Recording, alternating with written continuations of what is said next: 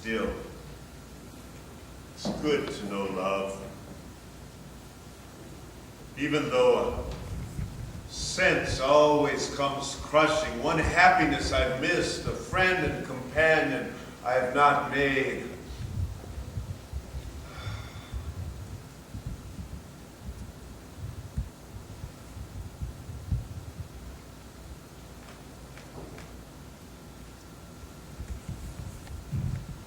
How many of you have studied Latin? Neither have I. But I would like to translate that phrase for you. I can do that much. Peccatum, sin. Illud horribile. So horrible.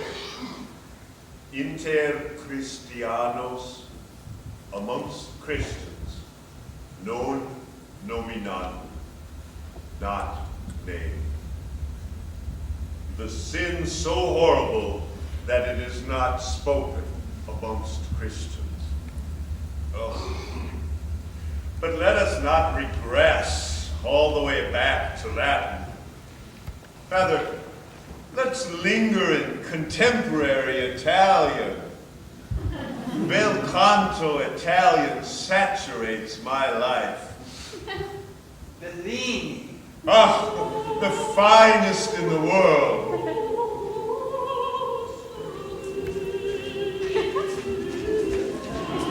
Verdi.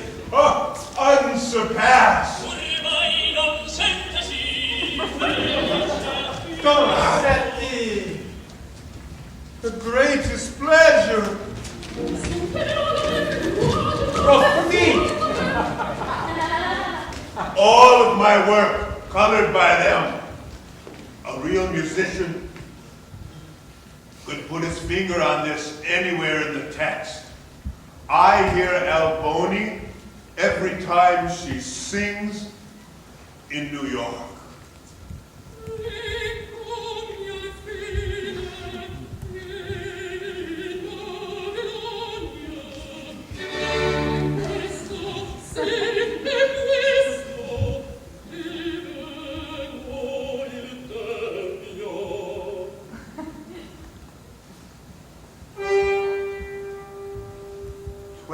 Young men bathed by the shore. 28 young men, and all so friendly. 28 years of womanly life, and all so lonesome. She owns the fine house by the rise of the bank. She hides handsome and richly dressed after the blinds of the window. Which of the young men does she like the best? Ah, the homeliest of them is beautiful to her.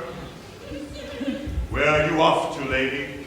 For I see you. You splash in the water there, yet stay stock still in your room. Dancing and laughing along the beach came the 29th bather. The rest did not see her, but she saw them and loved them. The beards of the young men glistened with wet. It ran from their long hair. Little streams passed all over their bodies. An unseen hand also passed over their bodies. It descended tremblingly from their temples and ribs. The young men float on their backs. Their white bellies bulge to the sun. They do not ask who seizes fast to them. They do not know who puffs and declines with pendant and bending arch. They do not know whom they souse with spray.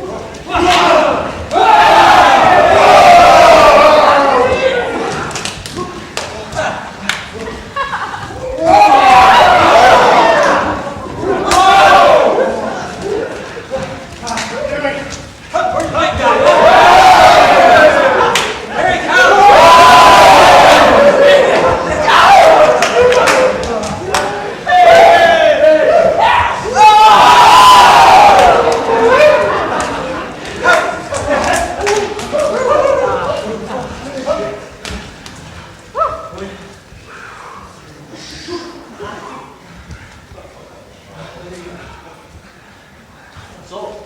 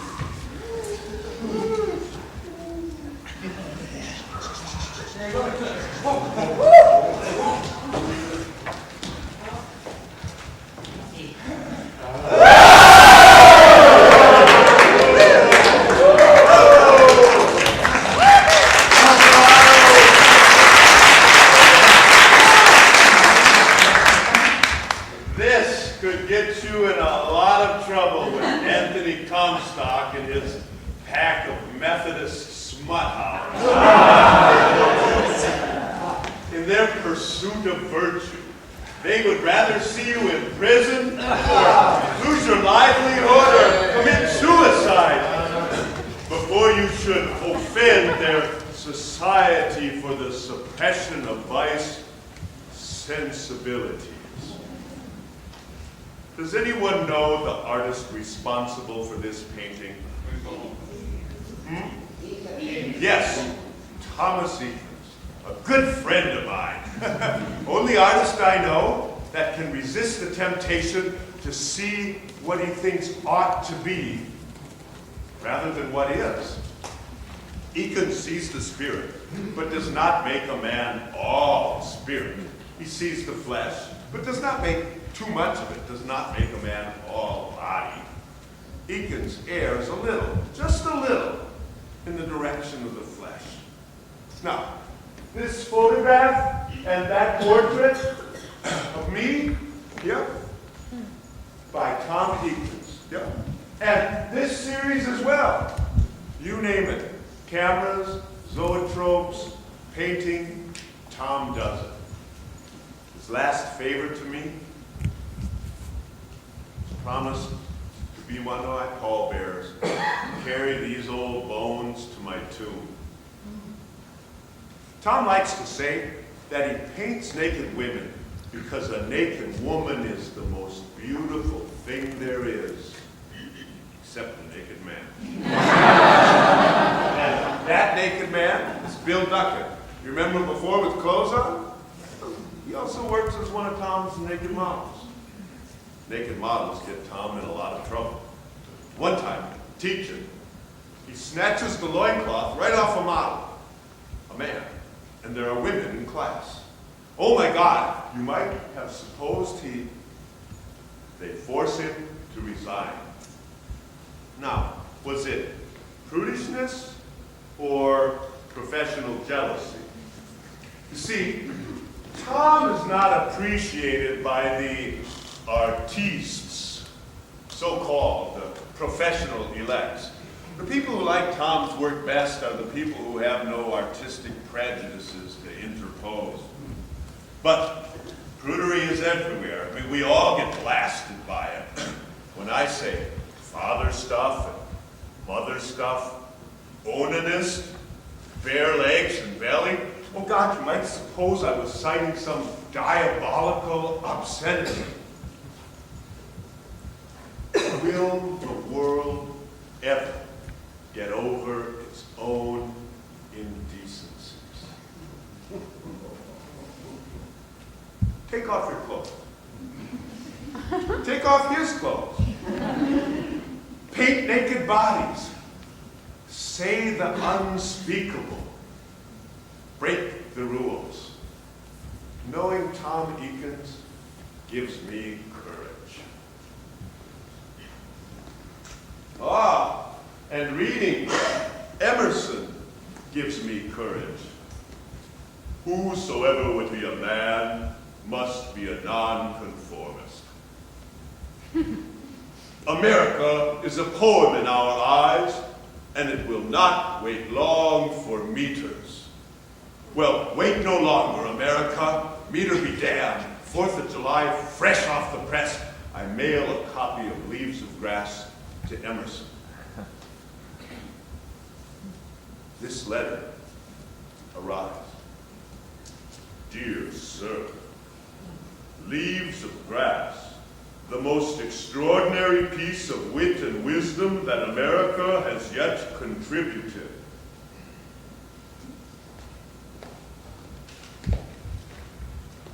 I give you joy of your free and brave thought. I have great joy in it. I find incomparable things said incomparably well. I greet you at the beginning of a great career. R. W. Emerson. Simmering, simmering, simmering. Emerson brings me to a boil. As soon as I can, I republish Leaves, and I stamp on the spine in gold. I greet you at the beginning of a great career. R. W. Emerson. I include the whole letter in the back, and my reply, and the new poems, and some reviews. Now, some people have said I should have asked him first. It did not sever our bond. In Boston, we discussed the next edition of Leaves of Grass. I have 2 new sections of poems. The Calamus poems, about Greek love, and the Children of Adam poems, about man and woman love. Emerson thinks I should get rid of the Children of Adam poem. He has objections, neither moral nor literary, but with an eye toward my success. He thinks the book will sell, but for sex.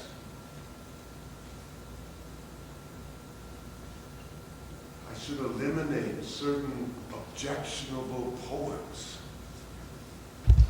He offers absolutely no moral argument against the book. Give it a chance to be seen. That's his contention. But he does not see that if I cut the sex out, I might just as well cut everything out. The full scheme would no longer exist.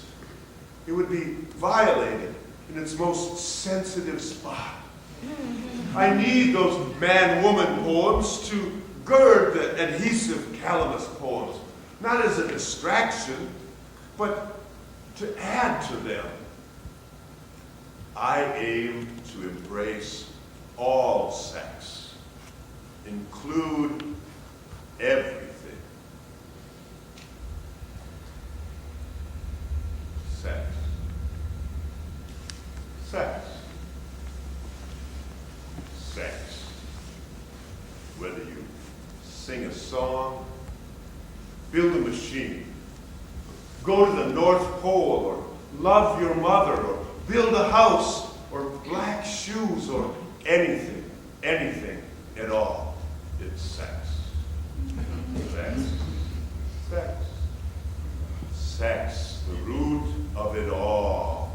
Sex, the coming together of men and women. Sex, always imminent, here with us discredited, not suffered, rejected from our art, but still, sex.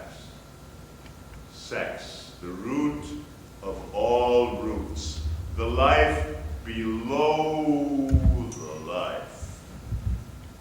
It's the thing in my work that has excited the roundest criticism, sharpest venom, slander from those who consider themselves custodians of the morals of the world. Emerson understands. He's the one that coined the term Puritan Trinity, taboo, non-existence, silence. And he asks me, fear, now and then, that your freedom, your ease, your nonchalance with men will be misunderstood. Do you misunderstand it? No, I see it for what it is. It's beautiful. Well, that's what he said. I remember Waldo. We call him Waldo. I remember Waldo at Pfaff's. No, it was at the Fireman's Hall on Broadway. The first time he came to visit me in New York. Many a young man caught his eye there. It reminded him of being distracted by his young friend, Martin Gay.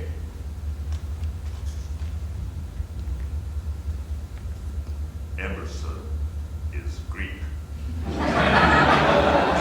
And so is our friend Thoreau. Yes, Henry David Thoreau. Civil disobedience, rule breaker par excellence. Don't take my word for it. Read his journals. I love Manhattan. He loves Walden Pond. And we share Greek views. And he wrote this about me.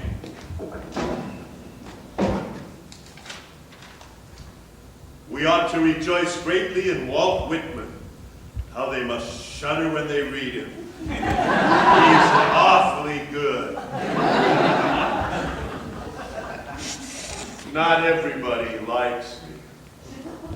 Lascivious. Vulgar, a skunk. Nay, absolutely beastly. The author should be sent to a lunatic asylum. Hideous to all, except his admirers. A mass of stupid filth, possessed of the soul of a sentimental donkey that had died of disappointed love. The novel spoke of lewdness and obscenity. A degrading, beastly sensuality that is fast rotting the healthy core of all the social virtues. Walt Whitman is as unacquainted with art as a hog is with mathematics. Of all the writers, Mr. Walt Whitman is the most silly, the most blasphemous, and the most disgusting. If we can think of any stronger epithets, we will print them in a second edition. These rank leaves have sprouted afresh in still greater abundance. We hoped that they had dropped. A work that teems with abominations. The last monstrous importation from Brooklyn. A poet whose indecencies stink in the nostrils.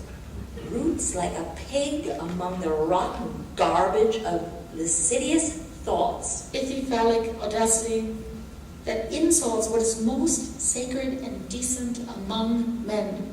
Stenches from the sewer, garbage from the gutter, squeals from the sky. Illud horrible, inter Christianus non dominandum. Sticks and stones. Those are just my literary critics. There are those who would break my bones. Secretary of the Interior, James Harley, finds this in my desk at the Bureau of Indian Affairs, deduces that I wrote it, and fires me. Boston District Attorney Oliver Stevens, together with Massachusetts Attorney General Marston and the Society for the Suppression of Vice, inform me that if I publish the leaves in Boston, they will have it declared obscene. We argue back and forth, back and forth, back. Finally, they say 2 poems for sure have to go.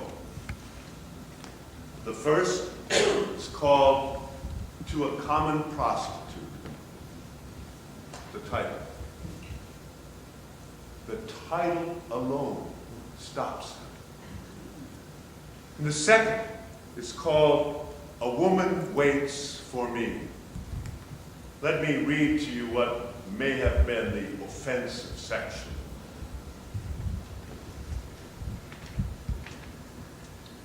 It is I, you women.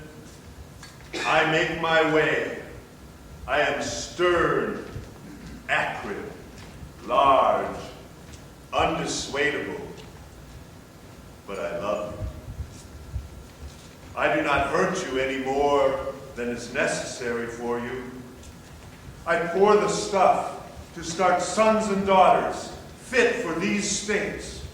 I press with slow, rude muscle. I dare not withdraw till I deposit what has so long accumulated within me. Through you I drain the pent-up rivers of myself. In you I wrap 1,000 onward years. We avoid the censors by shipping the plates to the city of brotherly love. But I am now officially banned in Boston. Emerson has warned me. Meanwhile, back in Boston, Harvard Library has a copy of Leaves of Grass, and they've stamped it with 2 blue stars. Taboo, that keep it under lock and key, safely away from the students. Don't let it get to you. We will always have adversaries. And perhaps we are the better for it. We will also always have allies. Listen to this. Admiration all the way from Honolulu. 私は通りがかりにお話を聞きたかったものです。He cites Leaves of Grass, my own words, to me in a letter to me. Traveling to interesting islands for the first time, I act as my nature prompts me. Not in America, not even in California, where men are tolerantly bold. I sailed to Tahiti in 5 weeks. I must be amongst people who are not afraid of instincts. I am numbed by the frigid Christians. I go into the South Seas, sure of your friendship, to live the real life there, for your sake, as well as my own. Affectionately yours, Charles Warren Stoddard. Charles sends not only a letter, he sends a book. So I'm writing him this in response. Dear Charles, I received your beautiful, soothing South Sea Idyll. I warmly approve of your emotional and adhesive nature. I know that the Western world, for the most part, would not only not understand, but would condemn. But those tender, personal relations in the Pacific Islands touch me deeply. Meanwhile, closer to home, I am admired by Abraham Lincoln in the streets of Washington, D.C. We see each other frequently. We never speak, but he knows me. Back at his law practice in Springfield, he used to read aloud to his colleagues from Leaves of Grass. I celebrate myself, and what I assume you shall assume. For every atom belonging to me is good, belongs to you. And I am admired in England. Dear Mr. Whitman, for years I have attempted to explain what you call adhesiveness. I have traced passionate friendship through Greece, Rome, medieval, and the modern world. In Leaves of Grass, the comradeship is real. Not a delusion of distorted passions or a dream of the past, but a strong and vital bond of man to man. I pored over Callus, as I used to pore over Plato, burning, panting. What the love of man for man has been in the past, I think I know. What it is here now, I know that also. Alas. ¿Podrías decirme algo más acerca de la relación de los amigos? Ever grateful and indebted, John Addington Simmons. He writes, all the time. Lovely letters. It might have been a mere English gentleman. And now I read Leaves of Grass in time. It revolutionized my previous conceptions. It made me another man, free man. Made me love my brethren, seek them out with passion. Lovely letters, but always asking, what does calamus mean? He stands in the middle of the road and says, I will not move until you answer my question. But what do you think of that? I mean, do you think that could be answered?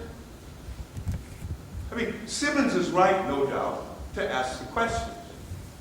But I am just as much right if I do not answer them. And just as much right if I do answer them. I often say to myself, perhaps calamus means more or less than what I thought. It means different. I maybe do not know all my own meanings. I say to myself, you two, go away, study your own book, come back.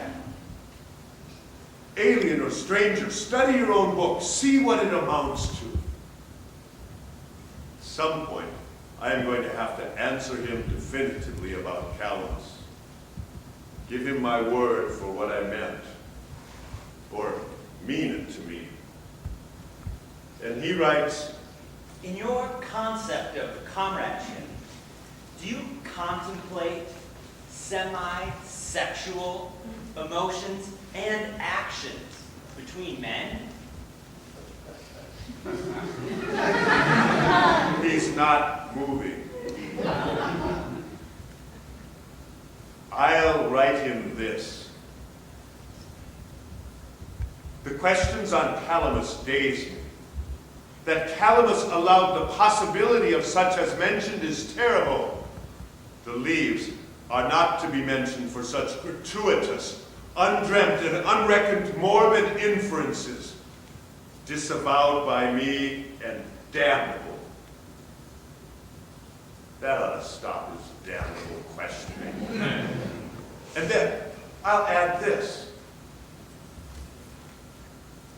One great difference between you and me is restraint. At certain moments, I let the spirit impulse rage its wildest, its utmost, its damnedest. In my Leaves of Grass, I do so. When he reads that, if he's half as clever as I think he is, he'll understand that I cannot possibly answer his question in a letter. He should have visited like Carpenter, but the words of a famous American author in writing, he'd use that, print them right off.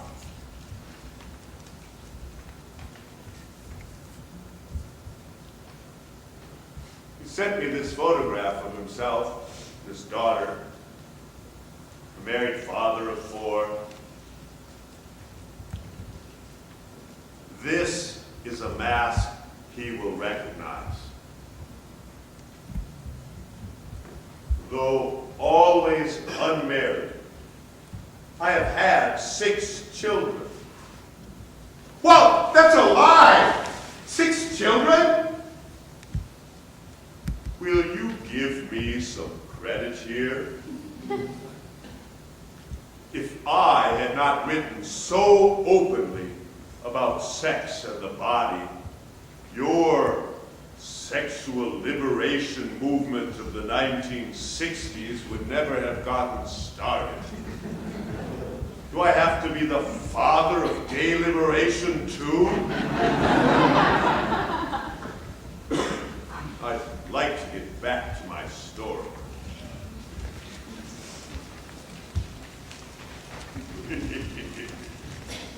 Ooh, 6 children. 6, yes, indeed, 6 children. 1, Charles in Tahiti. 2, Abraham Lincoln in Illinois. 3, Simmons himself in England. 4, Edward Carpenter in England. 5, Oscar Wilde. Oscar visits me twice. He's a fine, large, handsome youngster and has the good sense to take a great fancy to me. I find him genuine, honest, outspoken, manly, frank, man. He writes to me. My dear, dear Walt, before I leave America, I must see you again. There is no one in this wide, great world of America whom I love and honor so much. Whitman is a factor in the heroic and spiritual evolution of the human being. The kiss of Walt Whitman is still on my lips. Oh, Oscar. I write to those who will, in future ages, understand me. I write with reference to being far better understood than I can possibly be now. So let's see, that's 1 president, 4 writers, and the 6th, a painter, reading my leaves of grass as he painted this.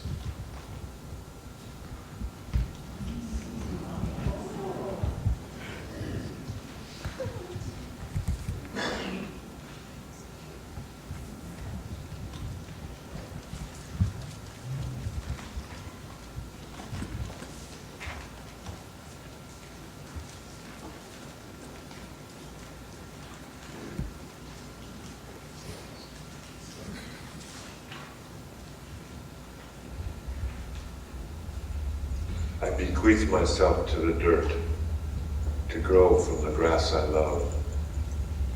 If you want me again, look for me under your boot soles. You will hardly know who I am or what I mean, but I shall be good health to you nevertheless. Failing to fetch me at first, keep encouraged. Missing me one place, search another. I stop somewhere, waiting for you.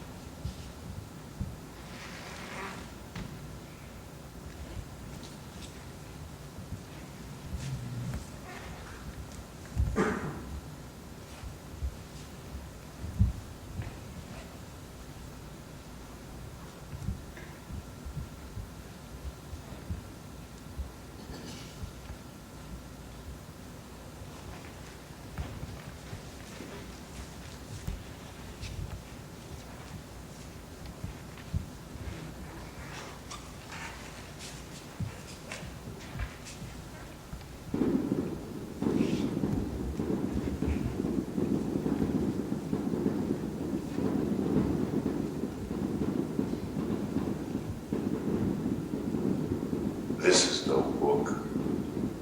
Who touches this, touches a man. Is it night? Are we here alone? It is I you hold and who holds you.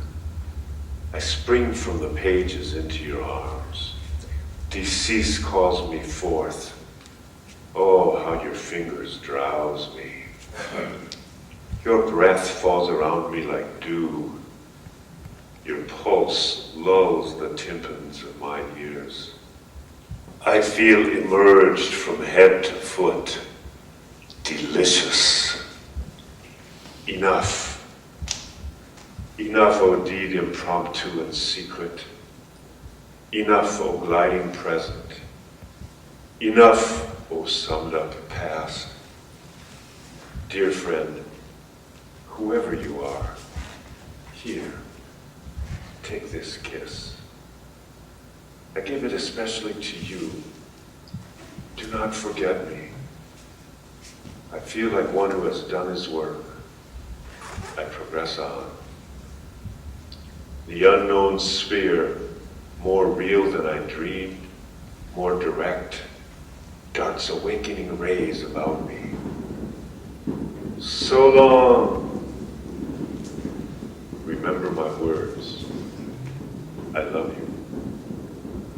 I depart from materials. I am as one, disembodied, triumphant, dead.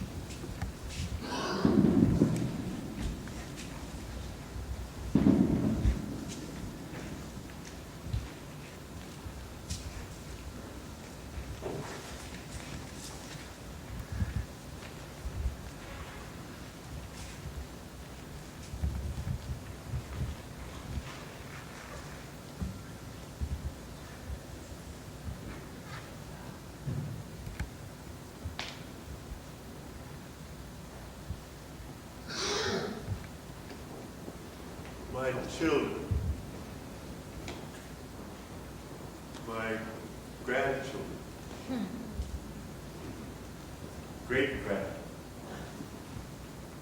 great, great, great, grand.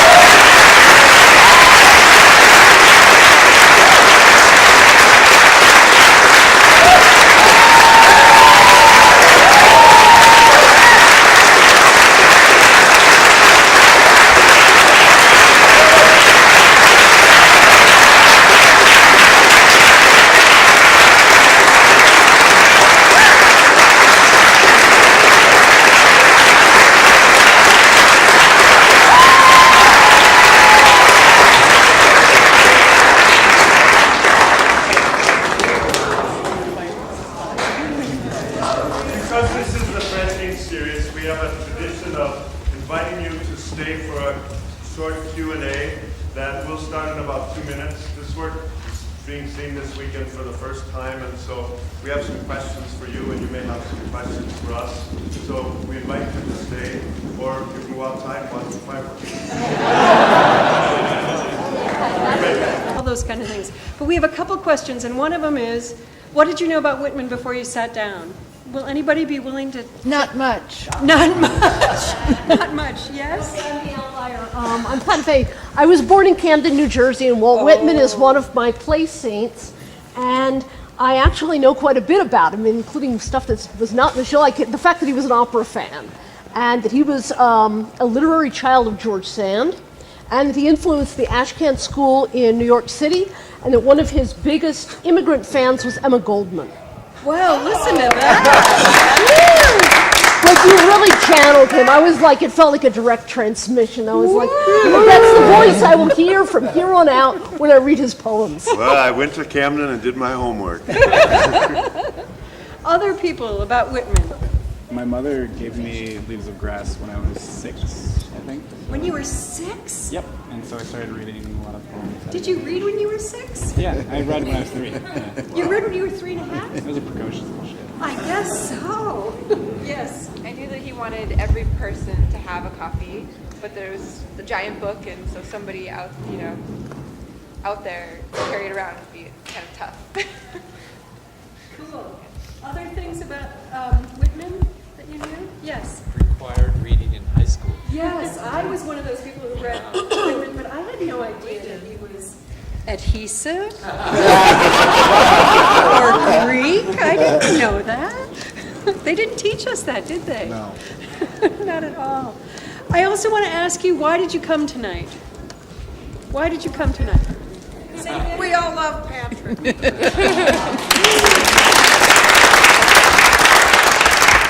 Anybody who didn't come because they love Patrick? Well, that reason, but also because I'd never seen a show about Whitman. I'd read a lot of the scholarship, but to see it brought to life. The other thing that I learned was that you were involved with developing that show, the staging of Orlando, and in 1988, I was last in this theater to see that, and I was like, You've waited that long to come back? Grad school, one thing and another, working night shift, but yes, I am back, and I was like, every experience I've had in this theater has been transformative. Well, thank you. Thank you. Thank you. I'm glad tonight surprised you. For decades, but I came to watch all the beautiful men dancing to his inspiration. Weren't they beautiful? Yes.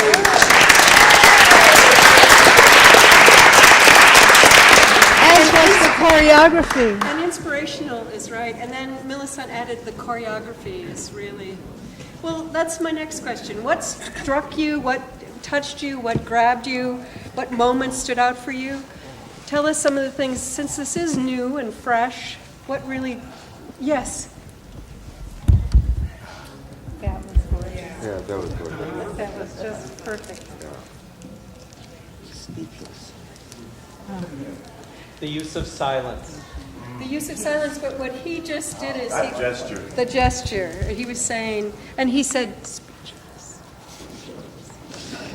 I love the way they were jumping into each other. You love the jumping? Yeah. Didn't it look like it was the Thomas Eakin guys? Going up the stairs and then leaping. Yes. Everybody getting naked at the beginning of the poem. Fabulous. Fantastic. It's really beautiful, isn't it? It's like a ritual to me. It's like an initiation, a purification. Yeah. They do it so beautifully and so simply, and it's just really moving, really. Yes. I love how the metaphor of the dancers is lines in the poem. That one scene. Say that one more time. The metaphor of the dancers is lines in the poem. The 11. 11. So when I go down the line one Yes, by one. right. Naked is 11. Who else says that? Yes. I came Thursday night, and it was just liked it so much I had to come back and see it again.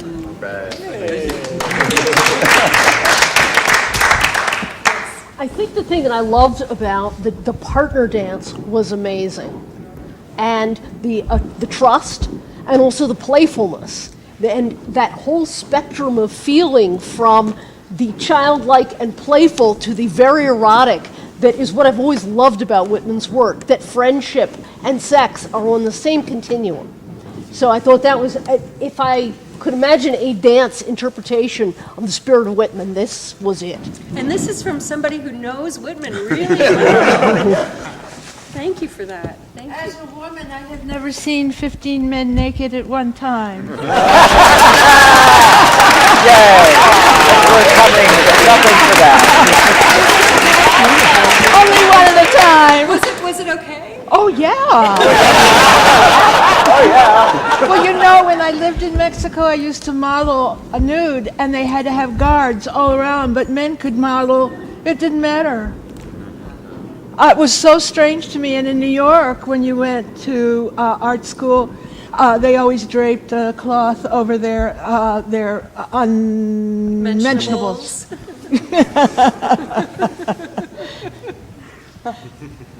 Yes, sir. I like the part they did the Italian mocking almost of the opera.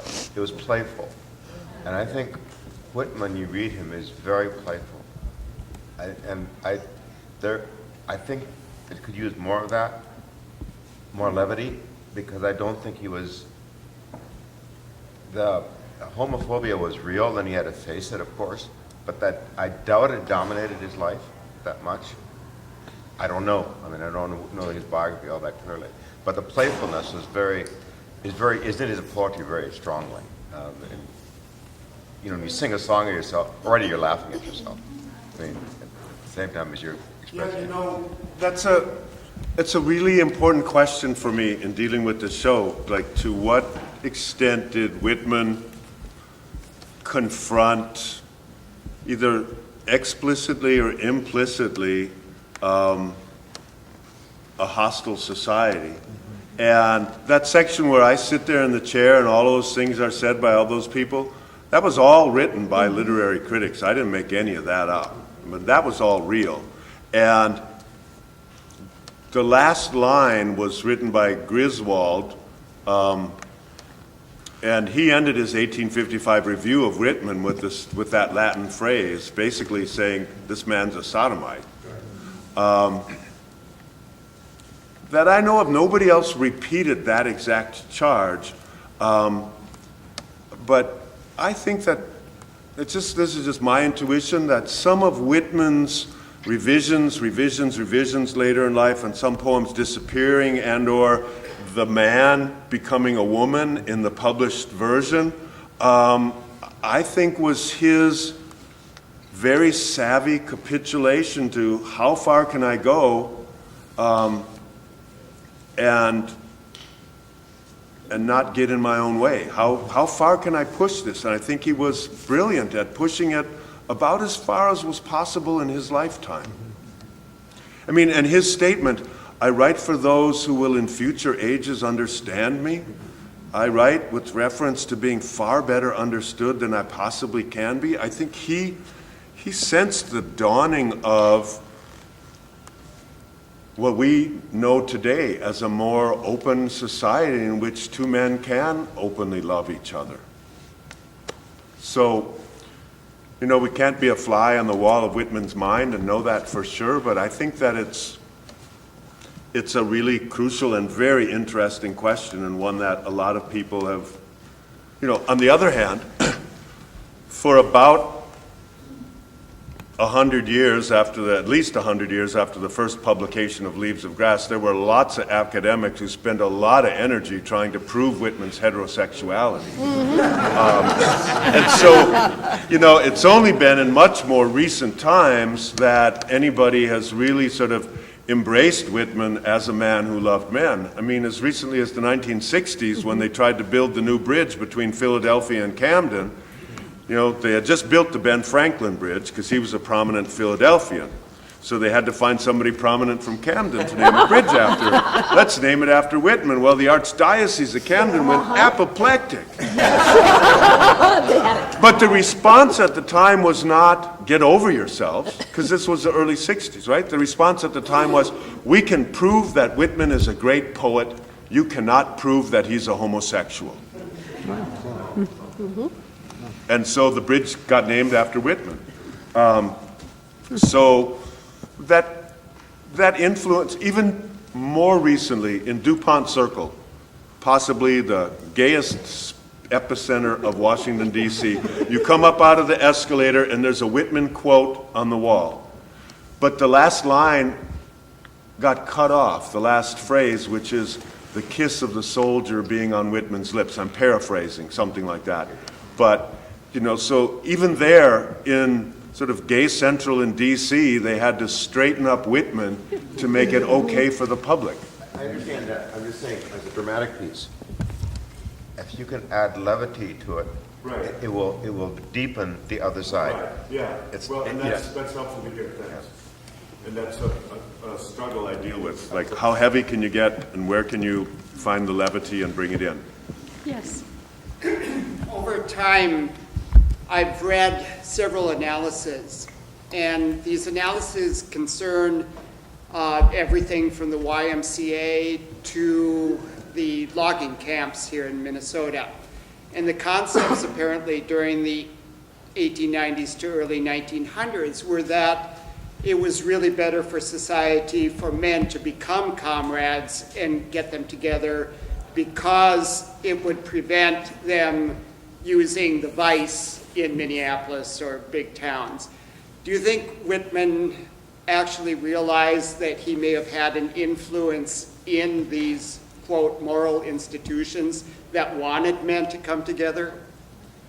Yeah, there's one really interesting book that I read, and I would suggest it to anybody that wants to understand sexuality in the 1800s. It's called Rereading Sex.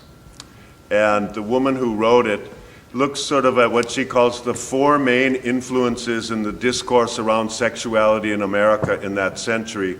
And if I remember them correctly, one is the vernacular, which is like where the boys learn from the boys and the girls from the girls. One is the conservative Christian influence. One is the free love movement, sort of the whole other, you know, and utopian communities being established. And then the fourth one being the era of enlightenment and the role of science and what science brings to understanding sexuality. But to come back to your question more specifically, I think that Whitman had this dream that this superb friendship, exalté as he called it, would transform America from being this crass, materialistic culture to a really more utopian place. Because if you nurtured the positive bonds between men, he thought you might solve a lot of society's ills. And so in that way, I would think Whitman might not have been surprised that his influence was encouraging things like that. You had a question. Yes. I wanted to say that I thought it was really beautiful how you played the woman behind the curtain, looking down and kind of moving, not excluding the women within the piece, because I think that was an important note.